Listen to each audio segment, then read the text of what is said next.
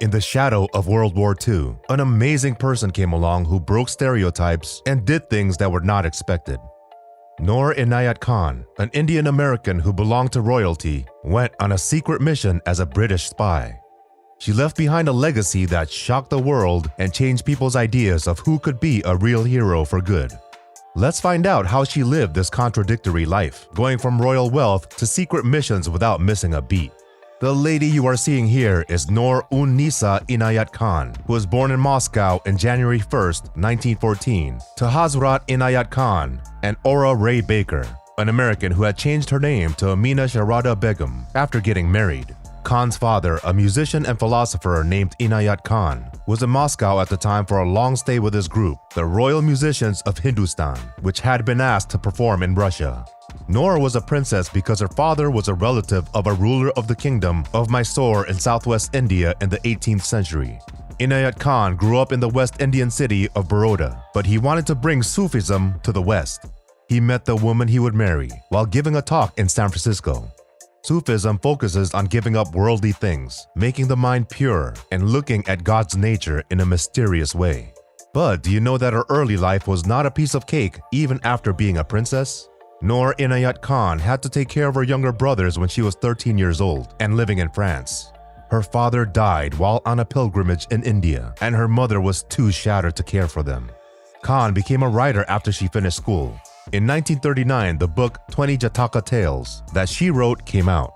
During World War I, Noor's family moved to Paris and then to London, where her 3 brothers were born. The family moved to Suhen, west of Paris, after moving back there in 1920. Nobody would have thought of Noor Inayat Khan as a British spy. But in 1943, she was just what the British military intelligence needed. Khan was 25 years old when the war broke out in 1939.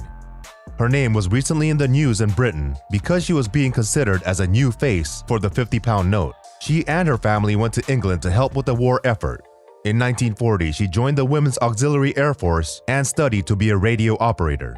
Since she could speak French, she was picked quickly to go to Paris and joined the Special Operations Executive, a secret British group that helped the resistance against the Germans by spying and sabotaging behind enemy lines.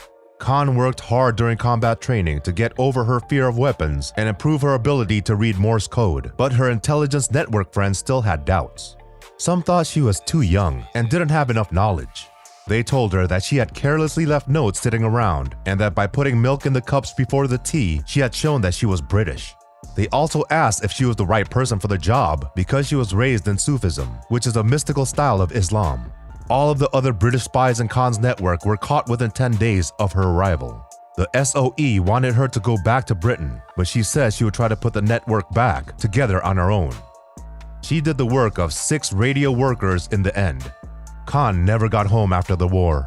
In October 1943, she was about to go to England when she was taken by the Gestapo. She tried to run away, but she was caught. She was sent to a German jail in Pforzheim on the edge of the Black Forest, where she was locked up alone, given the smallest amount of food, and beaten.